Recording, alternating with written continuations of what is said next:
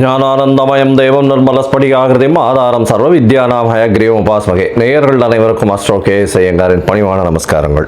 ராகு கேது பெயர்ச்சி 2025 ஏப்ரல் 26ஆம் தேதி சித்திரை மாதம் 13ஆம் நாள் சனிக்கிழமை ரேவதி நட்சத்திரத்தில் இந்த ராகு கேத்துவினுடைய பெயர்ச்சியாகுது. ராகு கேத்து பெயர்ச்சி அப்படின்றது என்ன அப்படின்னா, ராகு கேத்து இந்த ரெண்டு கிரகங்களும், அதாவது ஒரே கிரகங்கள், ஒன்று தலையாகவும் ஒன்று வாலாகவும் கருதப்படுகிறது. இந்த ரெண்டு கிரகங்களும் பார்த்தாலேயானால் 180 பாகையில் ஒன்றுக்கு ஒன்று இருக்கும். இதன் மூலியமாக பார்த்தாலேயானால் எல்லா கிரகங்களும் 7 கிரகங்களும் அதாவது வலப்புறமாக போகும், கிளாக் வைஸில் போகும். ஆனால் ராகு கேத்து மட்டும் இடப்புறமாக போகும், அதாவது ஆன்டி கிளாக் வைஸில் போகும். இதன் மூலியமாக இவ்வளவு நாள் மீன ராசியில் இருந்த ராகு இப்பொழுது கும்பராசிக்கும், கேது கன்னியா ராசியில் இருந்தவர் இப்போ சிம்ம ராசிக்கும் வரார். அதாவது பூரட்டாதி 4ஆம் பாதத்தில் இருந்தவர் பூரட்டாதி 3ஆம் பாதத்துக்கு வரார். உத்திர நட்சத்திரம் 2ஆம் பாதத்தில் இருந்த கேது உத்திர நட்சத்திரம் 1 பாதத்துக்கு வரார். ஸோ இதுதான் ராகு கேத்துவினுடைய மாற்றம். இது 26/4/2025 வருது. இதற்கு அடுத்த ராகு கேது பெயர்ச்சி பார்த்தேனால் 13/11/2026. பொதுவாகவே 1.5 வருஷம் இந்த ராகு கேத்துக்கள் ஒரு ராசியிலையும் இருக்கும். ஒரு ராசியிலிருந்து அடுத்த ராசிக்கு போகிறதுக்கு 18 மாத காலமாகும். ஒரு நட்சத்திர பாதம், அதாவது 9 நட்சத்திர பாதம் கொண்டது ஒரு ராசி. அந்த ஒரு நட்சத்திர பாதம் 2 மாதங்கள் இது எடுத்துக்கும்.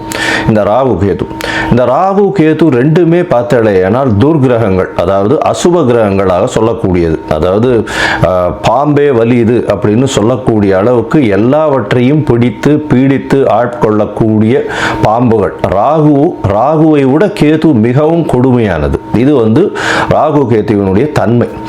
ராகுவை பொறுத்தவரையிலும் பார்த்தேனால் அதாவது போக காரகன். அவர் ராகு எப்பொழுதுமே எல்லாத்தையும் அள்ளி கொடுக்கிறவர். ஏதாவது எந்த ஒரு விஷயம் 1 ரூபா கிடைக்கிற இடத்துல 100 ரூபாயை கிடைக்கக்கூடிய அளவுக்கு பண்ணக்கூடிய போக காரகன்.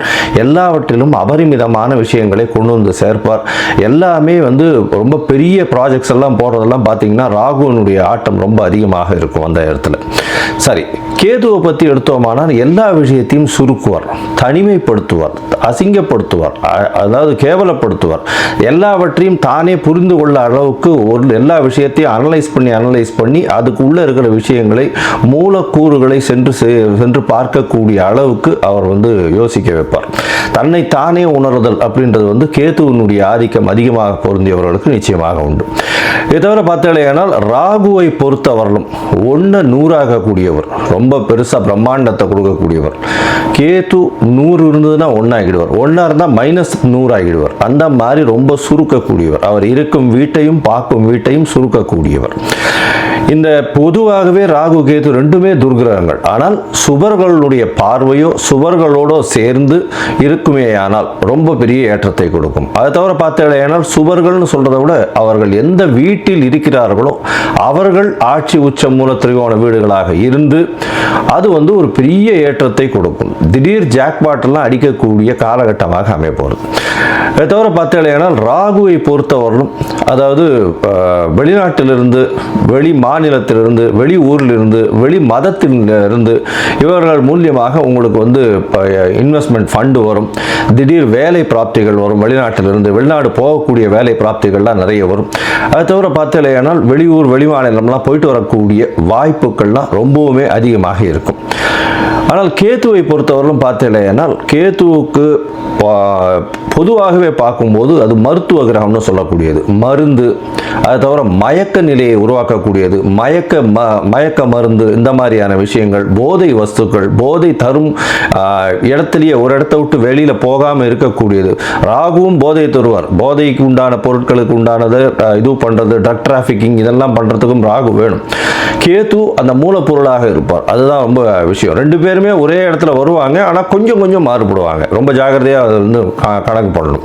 அது தவிர பார்த்தேனால் அதாவது இந்த பில்லி சூன்யம் ஏவல் ஒருத்தரை வந்து பயமுறுத்துறது இந்த மாதிரியான விஷயங்கள் எல்லாம் கேத்துவனுடைய ஜாலங்கள் அதிகமாக இருக்கும். ராகுவை பொறுத்தவரையிலும் அவர் சொல்லி அடுத்தவங்க கேட்டு மயக்க வைக்கக்கூடிய அளவுக்கு அந்த கரும்பாம்பு செம்பாம்புன்னு சொல்லுவாங்க. ராகுவை கரும்பாம்புன்னும் கேத்துவை செம்பாம்புன்னு சொல்லுவாங்க. ராகுவுக்கு பார்த்தீங்கன்னா 18 வருஷம் இந்த விம்சோத்தரி திசையில் கொடுத்துருக்காங்க. கேத்துவுக்கு 7 வருஷம் கொடுத்துருக்காங்க. 18 வருஷத்தில் ஒருவருக்கு ராகு நல்லபடியாக இருந்து சுவர்களால் பார்க்கப்பட்டு அவர்களுடைய இருந்த இடத்தினுடைய வீட்டினுடைய அதிபதி ஆட்சி உச்ச மூல திரிகோணம் திக்பலம் இந்த மாதிரியான விஷயங்கள் அடைந்திருந்தாரே ஆனால் நல்ல ஒரு யோகத்தை அந்த காலகட்டத்தில் கொடுப்பார். இப்போ பார்த்தேனால் இந்த ராகு கேத்துக்கு பார்த்தீங்களேனால் ராகுக்கும் கேத்துவுக்கும் சிறு சிறு அதாவது பிரச்சனைகள் இருக்குமே ஆனால் அவர்கள் இருக்கும் இடத்தின் மூலியமாக பிரச்சனை இருக்குமே ஆனால் அவர்களுக்கு என்ன எளிய பரிகாரம் செய்யலாம் அப்படின்றத பார்க்கும்பொழுது ராகுவுக்கு எளிமையான பரிகாரம் அப்படின்னு சொல்லக்கூடியது ராகு காயத்ரி. ராகு காயத்ரி அப்படின்றத சொல்றோம்னா ஓம் நாகத்வஜாய வித்மஹே பத்மஹஸ்தாய தீமஹி தன்னோ ராகு பிரச்சோதயாத். நான் திருப்பியும் சொல்கிறேன். ஓம் நாகத்வஜாய வித்மஹே பத்மஹஸ்தாய தீமஹி தன்னோ ராகு பிரச்சோதயாத் அப்படின்றது ராகு காயத்ரியும். கேதுதா காயத்ரி அப்படின்னு சொல்லக்கூடியது ஓம் அஸ்வத்வஜாய வித்மஹே சூலஹஸ்தாய தீமஹி தன்னோ கேது பிரச்சோதயாத் அப்படின்றதையும், அதாவது திருப்பியும் சொல்கிறேன். ஓம் அஸ்வத்வஜாய வித்மஹே சூலஹஸ்தாய தீமஹி தன்னோ கேது பிரச்சோதயாத் அப்படின்றது ஒரு நாளைக்கு ராகுவினுடைய காயத்ரி 7 முறையும் கேதுவினுடைய காயத்ரி 4 முறையுமாவது சொல்வதன் மூலியமாக ராகு கேத்துவுக்கு செய்யக்கூடிய எளிய பரிகாரமாக சொல்கிறோம். அதை தவிர பார்த்தேன்னா ராகு கேத்துவுக்கு வேறு என்னென்ன அப்படின்னா ராகுவுக்கு உண்டான கடவுளாக சொல்லக்கூடியது வந்து இந்த பத்ரகாளி, மிகுந்த கோபத்தில் இருக்கக்கூடிய ஆக்ரோஷத்தில் இருக்கக்கூடிய கடவுள்கள். அதை தவிர பத்ரகாளி, அதுக்கப்புறம் பார்த்தேன்னா இந்த இது ஐயனார் அந்த மாதிரியான இதுவில் சொல்லுவோம். அதை தவிர பார்த்தேன்னா இந்த பிரத்யங்கரா இவங்கள்லாம் ராகுவுக்கு உண்டான தெய்வங்களாக சொல்லக்கூடியது. அதுக்கப்புறம் பார்த்தேனால் நரசிம்மர் ராகுவுக்கு உண்டான தெய்வம். ஏன்னா மிகுந்த கோபத்தோடு ஆக்ரோஷத்தோடு இருக்கக்கூடியவர். இதெல்லாம் வந்து இந்த தெய்வங்கள் எல்லாமே வந்து ராகுவுக்கு உண்டான பரிகார ஸ்தலங்களாக இந்த தெய்வங்கள் இருக்கக்கூடிய இடத்த இது பண்ணலாம். அது தவிர பார்த்தேனால் இவர்களுக்கு எலுமிச்சம்பழம் மாலை, எலுமிச்சம்பழம் இதில் வந்து நல்லெண்ணெய் விட்டு இது ஏற்றுறது, எண்ணெய் விட்டு திரி போட்டு விளக்கு ஏற்றுறது. அது தவிர பார்த்தேனால் பூசணிக்காயை 2ஆக கட் பண்ணி அதில் இருக்கிற சதப்பத்தை எடுத்துட்டு எண்ணெயை விட்டு ஏற்றுறது. இதெல்லாம் வந்து ராகுவுக்கு உண்டான தோஷங்களை நிவர்த்தி செய்யக்கூடியது, ராகுவுக்கு உண்டான எளிய பரிகாரங்களாக சொல்லக்கூடியது.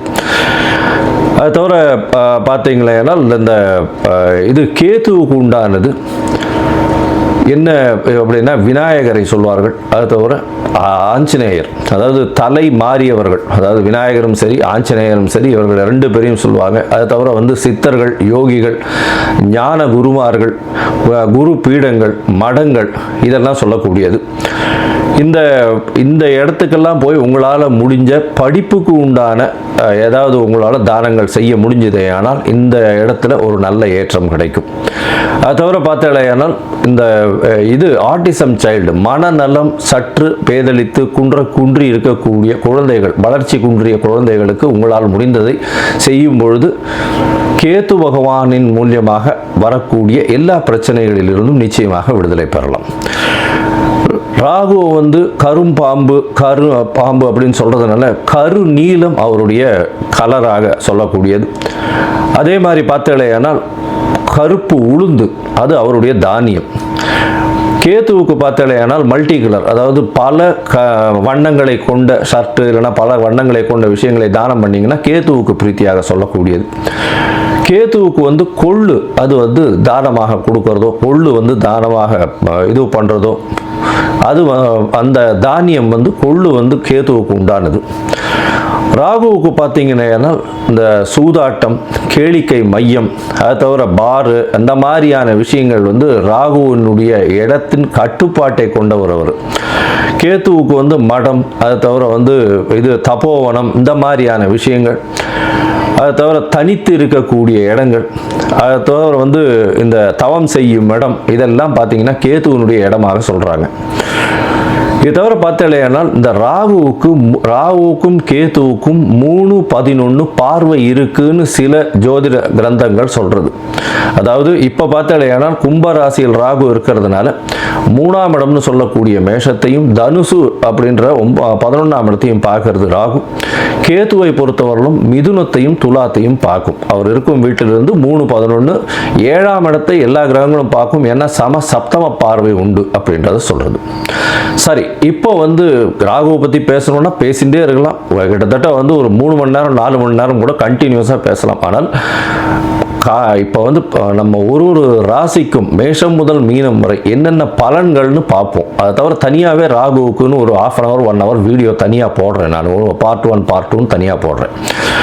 சரி, இப்போ மேஷம் முதல் மீனம் வரை இந்த ராகு கேது பெயர்ச்சியின் மாற்றங்கள் ஏற்றங்கள் என்னென்ன, அவர்களுடைய பார்வை என்னென்ன, என்ன பரிகாரங்கள் செய்யலாம், என்ன கோயிலுக்கு போகலாம் அப்படின்றத பார்ப்போம். இந்த சேனல், என்னுடைய சேனல் பார்த்துட்டு இருக்கவங்க உங்களுக்கு ஜாதகம் பார்க்கணும் அப்படின்னா நீங்கள் என்னுடைய மொபைல் நம்பருக்கு, கீழே கொடுக்கப்பட்டிருக்கிற மொபைல் நம்பருக்கு எனக்கு வாட்ஸ்அப் பண்ணுங்க. உங்களுடைய பெயர், உங்களுடைய தாய் தகப்பனார் பெயர், உங்களுடைய பிறந்த நேரம், தேதி, உங்களுடைய பிறந்த இடம், date of birth, time of birth, place of birth, உங்களுடைய நேம், பேரண்ட்ஸ் நேம், இது வரலாம் அனுப்புங்க. சந்தி இருக்கான்னு பார்க்குறேன். ஏன்னா லக்ன சந்தி, பாத சந்தி இதெல்லாம் பார்க்கணும். சந்திரனுடைய சந்தி இருக்கா, என்ன ஏதுன்னு பார்க்கணும். இதற்கு காரணம் என்ன அப்படின்னா பல வகையான பஞ்சாங்கங்களை உபயோகப்படுத்துகிறார். பஞ்சாங்கங்கள் உபயோகப்படுத்தக்கூடிய இடமும் வந்து பல இடங்கள் மாறுபடும். அதாவது ஸ்ரீரங்கத்து பஞ்சாங்கத்தில் டெல்லியில் பிறந்த குழந்தைகளுக்கு பேஸ் பண்ணி பார்ப்பா. அப்போது சூரிய உதயமே மாறும். அதனால் சந்தி வரக்கூடிய வாய்ப்புகள் மிகவும் அதிகம். அவங்க வந்து மிருகசீரிஷ நட்சத்திரம் அப்படின்னு நினச்சிட்டு இருப்பாங்க, 2ஆம் பாதம் அப்படின்னு நினச்சிட்டு இருப்பாள். ஆனால் பார்த்தாலேயானால் 3ஆம் பாதத்தில் மிதுன ராசியில் இருப்பாள். இந்த அவள் வந்து 50 வயசு ஆகிட்டு இருக்கும், ரிஷப ராசிக்கு வந்து அர்ச்சனை பண்ணிட்டு இருப்பாள். ஆனால் மிதுன ராசியில் பிறந்திருப்பாள். ஸோ இந்த மாதிரியான மாற்றங்கள்லாம் நிறைய இருக்குது. அதனால் உங்களுடைய ஜாதகத்தை நானே போட்டு அதன் வழியாக சந்தி இருக்கான்றதை பார்த்து உங்களுக்கு உண்டான பலன்கள் என்ன ஏதுன்றதை டிஸ்கஸ் பண்ணுறேன். அதற்குண்டான கட்டணம் என்னன்றது போடுறேன். அந்த கட்டணத்தை செலுத்திட்டு நீங்கள் அப்பாயின்மெண்ட் எடுத்துக்கோங்க. சரி, இப்போது ராகு கேதுவின் பயிற்சி 2025 2026 மேஷம் முதல் மீனம் வரை ஒரு ராசியாக. மேஷம், அஸ்வினி, பரணி, கிருத்திகை இந்த 3 நட்சத்திரம் 9 பாதங்களை கொண்ட ராசி. ராசியின் அதிபதினு சொல்லக்கூடியவர் செவ்வாய். இந்த ராகு கேதுவின் பெயர்ச்சி பார்த்தா இவ்வளவு நாளாக ராகு உங்களுடைய ராசிக்கு 12ஆம் இடத்துல இருந்தார். 12ஆம் இடத்துல இருந்து மிகப்பெரிய தொல்லை கொடுத்துட்டு இருந்தார். தூக்கத்தை அடியோடு கஷ்டப்படுத்தி கொண்டிருந்தார். உங்களுடைய மன அலைகள் வந்து ரொம்ப அதிகமாக போகக்கூடிய காலகட்டமாக இருந்தது. இந்த காலகட்டத்தில் வந்து பார்த்தலையானால் எல்லா விஷயத்திலையும் செலவுகள் அதிகம், தேவையற்ற செலவுகள் அதிகம், விரக்திகள் கொஞ்சம் அதிகம். இப்போ வந்து இந்த ராகு கேத்துவின் பெயர்ச்சி பெரிய ஏற்றத்தையும் மாற்றத்தையும் உங்களோட வாழ்வில் கொடுக்க போகிறது. ராகு உங்களுடைய ராசிக்கு 11ஆம் இடத்துல வரார். கேத்து உங்களுடைய ராசிக்கு 5ஆம் இடத்துக்கு வரார். 6ஆம் இடத்துல இவ்வளோ நாளாக இருந்த கேத்து 5ஆம் இடத்துல வரார். 6ஆம் இடத்துல உடல்நிலையில் பாதிப்பு, அதாவது ருணரோக சத்ரு ஸ்தானத்தில் இருந்தவர் வந்து உடல்நிலையில் பாதிப்பை கொடுத்திருந்தார். இந்த அதாவது என்ன நோயின்னே தெரியாத அளவுக்கு கொடுத்திருந்தார். இப்போ வந்து அவர் வந்து 5ஆம் இடத்துக்கு வரார். 5ஆம் இடம்னு சொல்லக்கூடியது சிம்மம், அந்த இடத்துக்கு வரார்.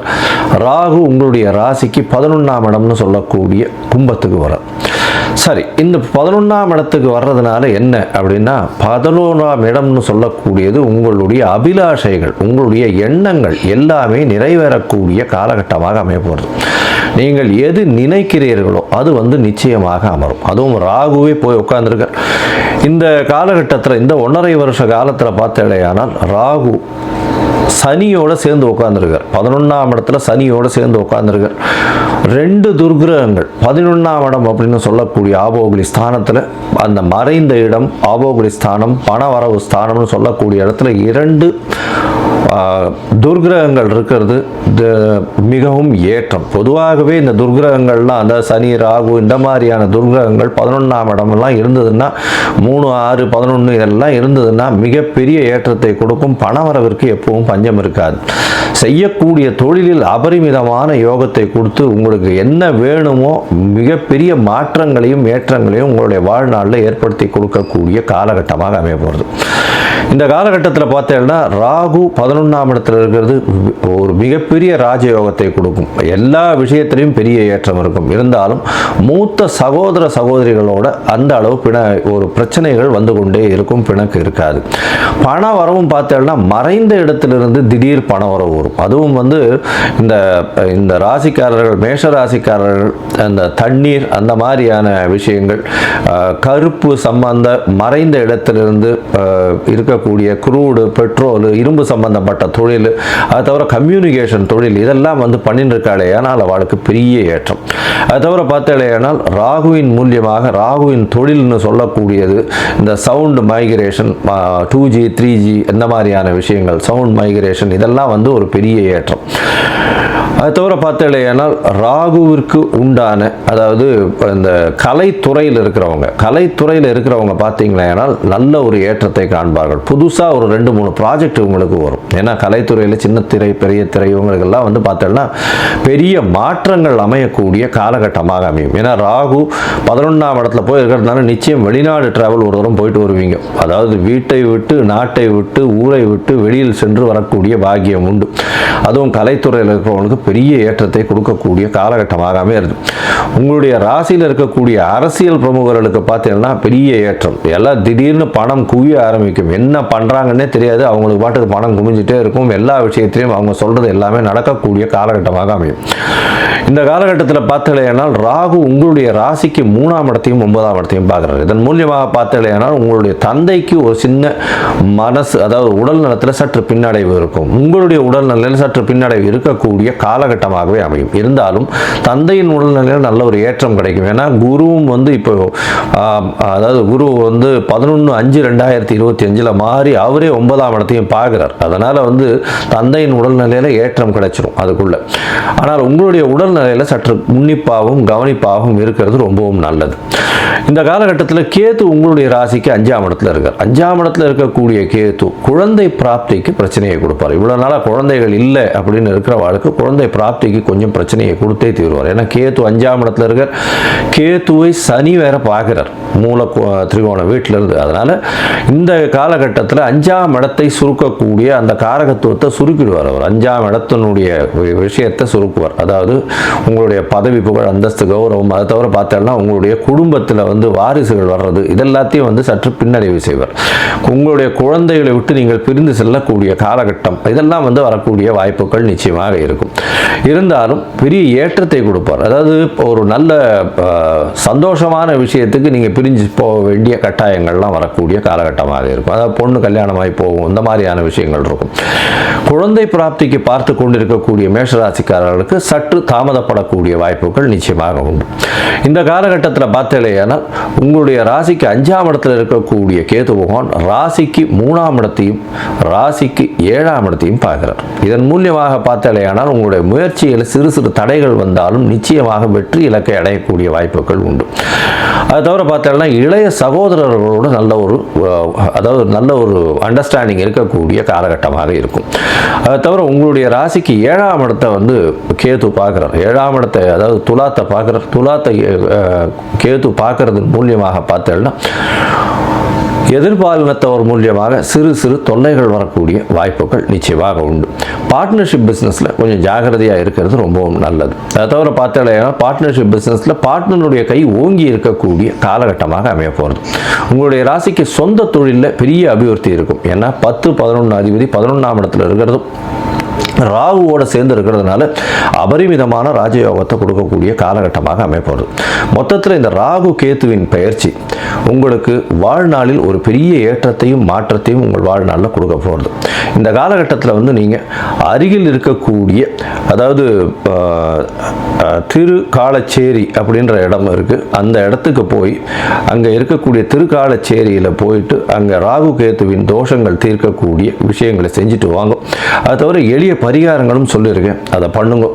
பண்ணுறதன் மூலியமாக ராகு கேத்துவினுடைய இந்த கோச்சார மாற்றம் உங்களுக்கு பெரிய ஏற்புடையதாக இருக்கும். அதாவது தசாபுக்தி சரியில்லாமல் இருக்கிறவங்களுக்கு கோச்சாரம் நல்லபடியாக இந்த காலகட்டத்தில் இருக்குமே வேணுமே, ஆனால் இந்த காலகட்டம் நிச்சயமாக உங்களுக்கு ஏற்றத்தை கொடுக்கும். பண வரவிற்கு பஞ்சம் இருக்காது. உடல் நலத்தில் ரொம்பவும் பெரிய ஏற்றம் இருக்கக்கூடிய, அதாவது உடல் நலத்தில் சற்று பின்னடைவு இருக்கும். மொத்தத்தில் பார்த்தேனால் பண வரவு எல்லா விஷயத்திலையும் இருக்கும். உடல் நலத்தில் சற்று பின்னடைவு இருக்கக்கூடும். மூத்த சகோதர சகோதரிகளோடு சற்று பிணக்கு ஏற்படக்கூடிய வாய்ப்புகள் உண்டு. அரசியல்வாதிகளுக்கு நல்ல ஒரு ஏற்றமான காலம்.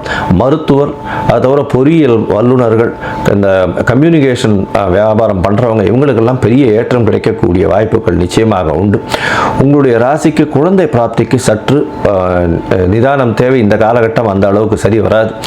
அது தவிர பார்த்தேனால் குழந்தைகள் மூலியமாக நல்ல ஒரு ஏற்றம் கிடைக்கக்கூடிய காலகட்டமாக அமைய போகிறது. குழந்தைகள் சற்று பிரிந்து இருக்கக்கூடிய வாய்ப்புகள் நிச்சயமாக இருக்கும். முயற்சிகள் எல்லாமே வெற்றி பெறக்கூடிய வாய்ப்புகள் நிச்சயமாக உண்டு. உங்களுடைய ராசிக்கு பார்த்தேன்னா உடல் நலத்தில் சற்று பின்னடைவு இருக்கும். ஜாகிரதையாக இருக்கிறது நல்லது. மொத்தத்தில் இந்த மேஷராசிக்காரர்களுக்கு பெரிய ஏற்றம் மாற்றம் வரக்கூடிய காலகட்டம் 95% ஒரு பெரிய ஏற்றத்தை கொடுக்கக்கூடிய காலகட்டமாக அமைய போகிறது.